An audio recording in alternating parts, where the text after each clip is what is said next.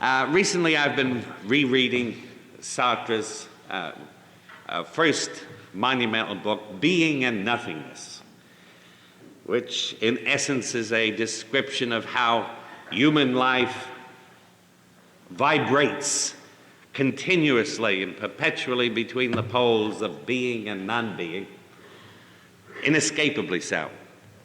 And as I was reading it, I thought, this is really an old theme. Where have I heard this before?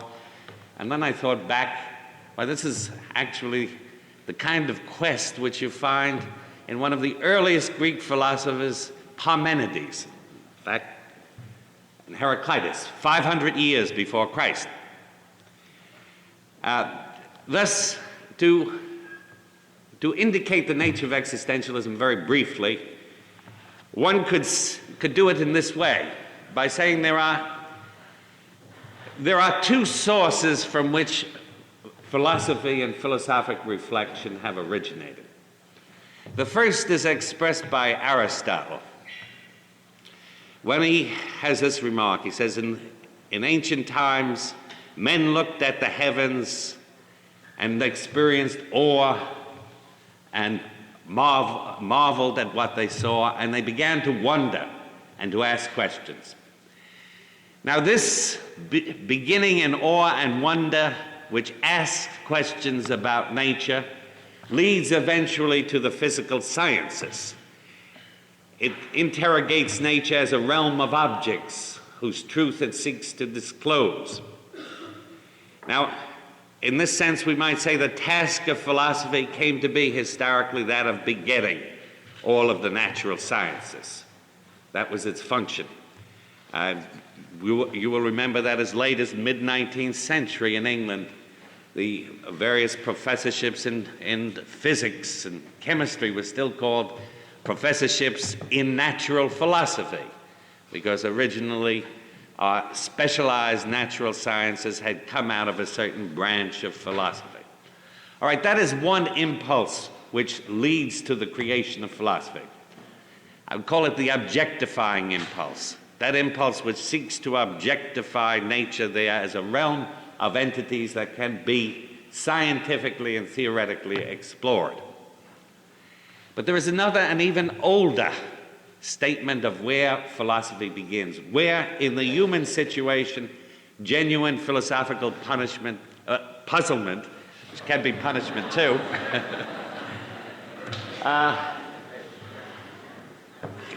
self-punishment begins. We find this, for example, expressed in the Greek sage Parmenides, more than 150 years before Aristotle. And what we find there is Parmenides looking around at life, around him, at people scurrying about their particular designs, of people living in, say, in a certain self-begotten darkness, in obscuring for themselves whatever truth they might possibly realize, living their waking life as if they were really asleep. This, he says, is the way of seeming. And on the other hand, there is the way of the philosopher who struggles to break through this particular miasma of obscuration into some sort of glimpse of being and truth. In other words, who strives for some kind of freedom and lucidity in his life. This is the way of being. And philosophy here, you see, arises from one's experience of the human scene rather than from the cosmos. And observing in the human scene as one watches people around one, this perpetual oscillation of being and seeming, where seeming appears to be being, but is really not being. Now, as I was reading Sartre, I felt this is the same age-old thing. In his book, Being and Nothingness, he's showing how people dupe themselves, deceive themselves, how they are caught in their own particular negative traps, how their sincerity turns into falsehood, and so on. Again, to me, the perpetual conflict of being and seeming in the human situation. And I would say this, if you want to say, where is the mainstream of existential thinking? I would say you can go back to the very origins of Western philosophy among the Greek philosophers before Plato and Aristotle, before Socrates, who were caught as they watched the men in the marketplace around them in this particular vision of how human beings can pursue their life in a certain kind of blindness, and the philosophic effort becomes the effort now not to establish natural science, but to break through for some possibilities of human truth. All right, that was the first achievement. I said that existentialism has secured for itself. I think I'm talking now about for the American audience within the last 20 years. It does belong in the mainstream of Western philosophy. In fact, in many ways, it changes the way we look eventually at the history of Western philosophy. But coming closer, I think it's made an impact as a critique of the modern period. Our modern period, you know, I'm jumping now from 600 BC to about, well, to the 19th century. Our modern period, as you know, was, emerged from a period in Europe known as the Enlightenment, which chose as its talismans, particularly, notions of reason, progress, and of course the word enlightenment was understood to mean enlightenment brought by the light or the torch of reason. Now, the protest of existentialism is to show us that those particular ideals have not been so easily realized, or perhaps that they have not been realized at all.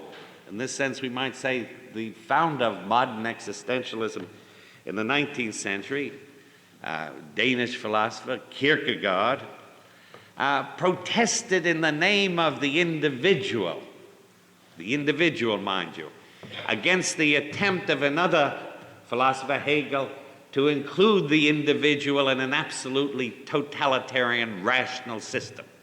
So we may say that a second impact that existentialism has registered on the contemporary scene is to make us much more aware of the fact that the claims of certain types of rationalizing systems can be destructive of the individual. And of course, you can translate that into social protest, but in the modern period, we're not talking simply about abstract philosophical rational systems, but those systems get translated socially into systems of computer cards, data banks, and so on, so that pretty soon every one of us in the nation will be enclosed completely and as such absorbed in our beings into some massive data bank somewhere down around Washington. Again, as a protest, what we might call contemporary civilization, one of the goals of existentialism was to attack what I might call the vapid toothpaste smile of our civilization. That is the smile that indicates life is easy if only you buy our product. Life is easy if only you go along in the American way, and so forth. In this sense, I might say that existentialism was a revolt against what I could call the gigantic heresy of our modern civilization. And as the other founding sources of our civilization had perpetually warned us that life wasn't a bed of roses. Life didn't resemble at all the pictures of it that we find in newspaper advertisements, where only the young and the beautiful, the well-dressed and the affluent are really, or semi-affluent are really represented. It was important for existentialism to point out the realities of such things as anxiety, the fact that man is a time-bound creature, the imminence of death, the fact that the individual is capable of radical liberty, but that this liberty is not an easy thing and it may be terrifying. because it raises the question how you ought to use your liberty. And people in that situation sometimes cower from the choices they may make. In a word, existentialism against the too superficial promises that the Enlightenment of the 18th, early 19th centuries had made about man's marching into the New Jerusalem of a perfectly rational and possibly happy existence. Existentialism pointed out that man is still bound by his human finitude, in this sense, repeating in philosophical terms the statement that's to be found as far back as Job in the Bible, that man is born unto trouble as the sparks fly upward. Now, I think that is known, that this general message of existentialism. And in fact, in some ways, so far as it's become known, it's somehow taken to be, it is often cited in a hackneyed fashion, in the fashion which burlesques its insights. You know, one of the unfortunate things about a society which has an immense rapidity of information disposal, which can, in which people become rapidly knowledgeable about anything, is that we very soon reach the position about something that is very urgent, where we have heard it all before. And so we say, oh yes, that stuff, and so on, about certain dangers in our civilization. And then we say, well, we know it, and as if the problem didn't exist as pressingly and as urgently there, even though we had read all about it in Time magazine. So these aspects of existentialism I've indicated are still as real, even though it seems to me that they have more or less passed into the common domain. I'm not saying that we must dismiss them. But now I come to what I call the next phase of what I consider the development of existentialist thought, which is perhaps a little, at the first glance, less dramatically striking, because here one is not so openly and patently at war with the particular forms of life which our civilization is constructing. Although I think at second glance it rather penetrates to a basis beyond the first type of criticism. I mentioned that I would take Albert Camus and his later writings, particularly in this connection. Camus, you know, was a friend for a long time, very close friend of Sartre. They broke. The reason for the break is supposed to have been political reasons, to concern political matters. Sartre was a very strong fellow traveler, a person who believed in the primacy of the Russian cause, even though he did deplore some things in Russia. And Camus felt that Sartre and his fellow left-wingers in Paris were really guilty of double standards in thinking, or what George Orwell, the English novelist, called double speak. That is to say, they would apply one set of standards in criticizing the Western capitalist countries, bridling at every particular evil which they saw in these countries, and another set of standards in speaking of Soviet Russia. Now, this is true. The reason for the break centered around that. But I think rather there was a tendency to break much earlier than that, which had to do with a very, very deep kind of difference in temperament. And you know, a difference in temperament is never simply to be isolated in the person himself as some peculiar little quirk. A difference in temperament, human temperament, is always a fundamental difference in philosophical outlook. And Camus' philosophical orientations, even from the first, I think, were the kind of things that Sartre, that negated Sartre's position, and that was bound to come out in the end. Now, what are they? In the first place, in Sartre, you have a doctrine preached of human liberty, which we say is all to the good. It's important that man should be told that he has the capacity of freedom, that though it may give us anguish to be free because we have in those circumstances to take the responsibility for our own lives in our hands, nevertheless it's a good thing. However, Sartre's freedom is a freedom which is absolute and total in the sense that there are no limitations placed upon it by any kind of inherent human nature. We might say in Sartre's view, freedom is so total because the human being, as Sartre sees it, is endlessly plastic before his own developments. You see, man, after all, is, as the early existentialists had insisted, man is the one animal who really has a history. He's the one animal who can create the conditions of his life, and in changing these conditions, he changes his own nature. And from that, it was only one step for Sartre to go in saying that here there are no limitations that are placed upon human development, provided we place all our effort and muscle in these directions. Human nature is this absolutely plastic dough which can be shaped one way or another.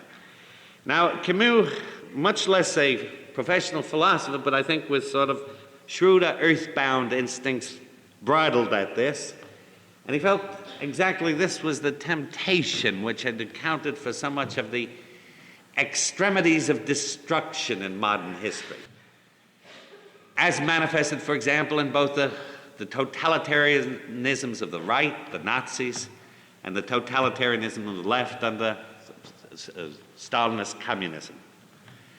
Precisely what we need, says Camus, at this turning point in 20th century history is some notion of limits and moderation, of balance.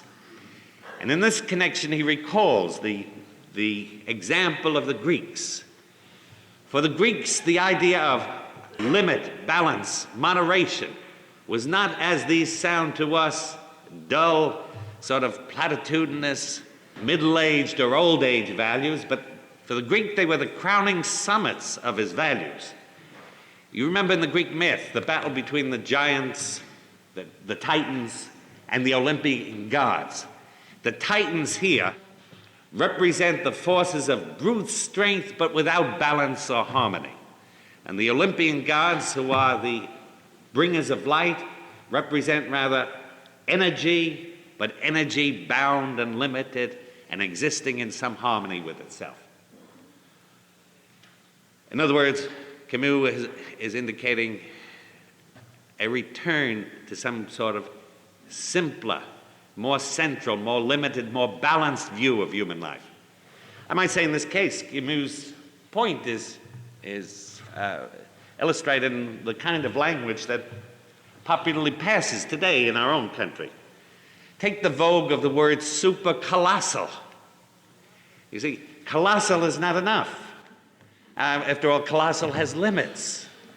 It's the super-colossal. You see, anything, the appeal of the gigantic is as Heidegger, corroborating Camus in this respect, says one of the salient traits of the modern period. The bigger the number of figures we can list, somehow the more significant it all becomes. I remember the story once, a man reporting about a movie.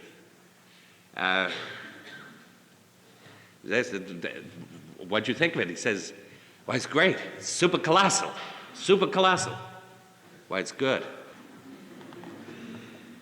You see the disproportion of values. Now, finally, Camus said, came back to the central issue in a later work, The Rebel, and what he called the conflict which is now going on in the human species between history and nature. What does that mean? Well, let's situate the conflict in this way.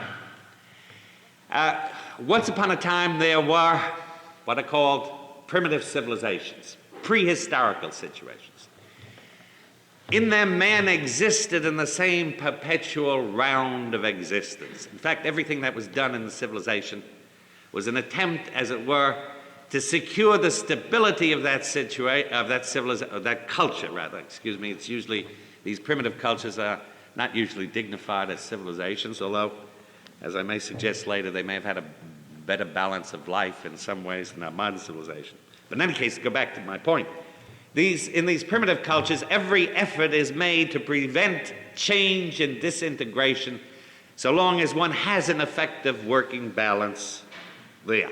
Now, there came the moment in which we say history breaks out of prehistory, in which history leads to the development of the elaborate civilizations and so on, which finally, when we reach the modern period, history, or the powers of change and within history, acquire an ever greater and ever accelerating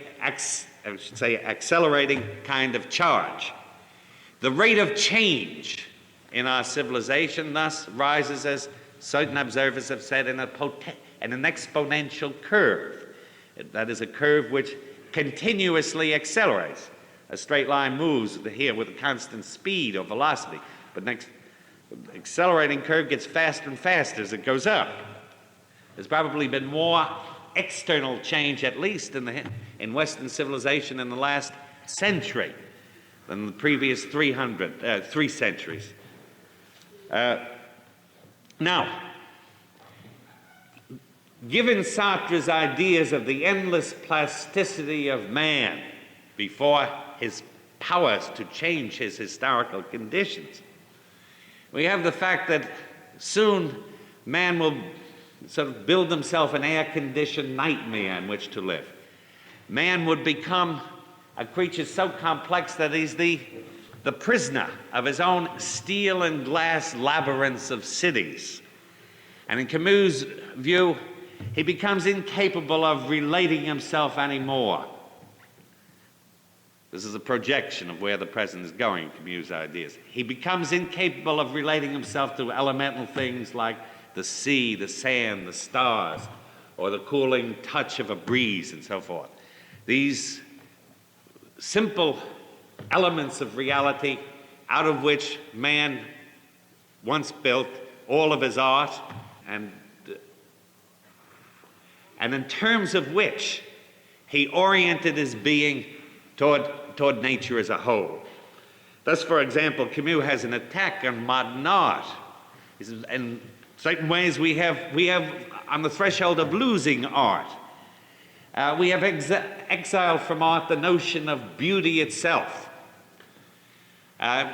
Confirmation of this is the fact that in so many areas in modern art, despite great masterpieces, but I'm talking now about the bandwagon and what we let appear and what we sort of shrug our shoulders at and let pass, we have first art becoming a peripheral diversion, or art becoming a splash of sensation, or art becoming an intricate gimmick to shock the audience in some way.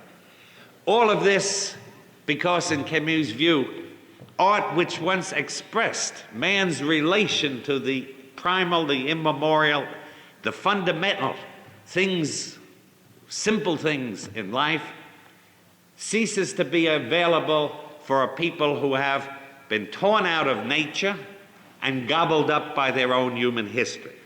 And the aim in Camus' view would be in somehow to reinsert the historical civilizations, history that is, back within nature. Now, when in Heidegger, this new orientation takes the expression of a certain doctrine of what he calls being. We are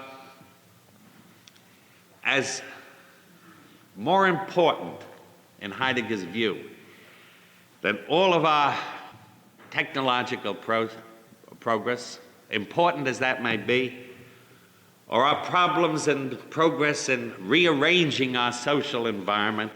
There's the question of how man relates himself to himself as a being. That is beyond the purview of this or that little technological or social manipulation. There is the more fundamental question: how is man related, or how does he see himself as related to what is there, or being? I happened in making this course, as soon as you use the word being, it seems to fly off into the seventh heaven. But I happened to making these notes yesterday to read a little article in the New York Times by Mr. Russell Baker, who very often makes excellent sense, sometimes better sense than some of our professional philosophers. But it struck me Mr. Baker is making exactly the same point in a non-philosophical terminology. Here is what, I'll read you a portion of it. He begins by saying, the world was coming to an end. This is Dateline March 9th. So there could be no doubting it. President Johnson had announced it on television, and Walter Sullivan had confirmed it in the New York Times. Something to do with hyperactive ions concentrated in the horse latitudes, or magnetic pollution, or something equally unfathomable by the lay mind. It didn't really matter why. One had never understood how the telephone worked either, but it did most of the time, unfortunately. The papers naturally played it big.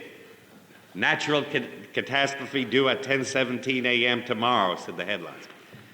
Well, now I won't go through all of it. And what Mr. Baker goes on to indicate is that everybody trots out their old routines, a routine being some kind of mechanical response, which is usually not effective, of which we're more usually the prisoner. Richard Nixon appears with his, Nelson Rockefeller appears with his proposal, Bobby Kennedy with another. The stock market registered the kind of big gains usually associated with the outbreak of war. John Wayne starts a production of a new film, Doomsday Knuckles, in which, leading a shattered platoon of Marines, he would shoot the bejabbers out of a sinister magnetic field threatening to destroy the Earth. 17 sports columnists wrote articles pointing out that the end of the world would be bad for baseball. 89 editorial writers wrote editorials pointing out that the end of the world deserves serious attention. And I noticed that Walt W. Rostow, the president's foreign policy advisor, said that the end of the world meant that the enemy in Vietnam was about to draw its last gasp and that communism had been stopped once and for all. Now, without going through all the details, I come to the conclusion where I think the simple Heideggerian point of all this may emerge. Mr. Baker says, one fact was obvious from all this. Practically nobody was worried enough about the end of the world to try escaping from the rut we live in. A few men tried, of course. Listen, they said to their wives the night before, the world is ending at 10:17 in the morning. Why don't we drive way out into the country where there's real air and maybe sit in a mountain meadow among the wildflowers and watch it from there? But their wives said, you know I can't tomorrow. The decorator's coming and I've got to get to the supermarket steak sale before all the good cuts are gone. The credibility gap was too wide to be closed. Practically nobody believed the world would end. It would end, of course. In fact, it may have already a long time ago. If you stick your head out of the rut every now and then, there is distinct evidence of ruins all around.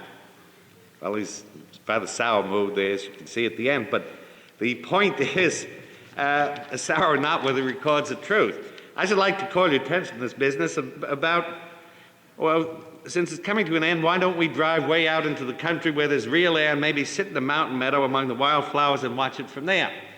Now, this is exactly, why don't we, in some sense, relate ourselves to being, to nature, if you wish. Everyone in this situation has precisely the same scurrying attitude of running around with his or her own particular programs. Now, don't get me wrong. I'm not against social programs. Obviously, we need a massive dose of various social programs. But the point is, the problem is going to be philosophically put now. And all I'm doing, I would claim, is simply generalize it from Mr. Baker's article is the problem has to be put in a terrain that goes beyond or behind these specific social programs, technological maneuverings. Man, in other words, is the busy, creative, technological animal, has to be completed by some further dimension. And that dimension is this expressed in a simple way. Why don't we drive out into the country air, into the country where there's real air, not man-made air for a moment, and maybe sit in a mountain meadow among the wild flowers and watch it from there. In short, activity of certain sorts, such as social construction, technological creation, technological alteration of our environment, has to take place in the foreground, and it will be significant only if in the background there is some sort of changed and totally changed orientation of man to what is, which I find expressed completely in this article. As a matter of fact, since I've gotten to the end of the world, I ought to get to the end now of this particular lecture. It strikes me also that nothing very much has changed since Parmenides around 500 BC and Russell Baker writing this commentary yesterday. It is still the same philosophic gaze that looks out, where the philosopher looks out on his fellow mankind and sees them running around perpetually in these little ruts, these self-blinded ruts, from which nothing, according to Mr. Baker, will shake them. Well, something will, I believe. I feel a little more optimistic than he does. I feel, however, that to bring up the model of the end of the world and to reflect on it may have some amusing, but also possibly some positive consequences. It might even lead people to look beyond the rut of their own narrow mental attitude or their own definite prescriptions for social change.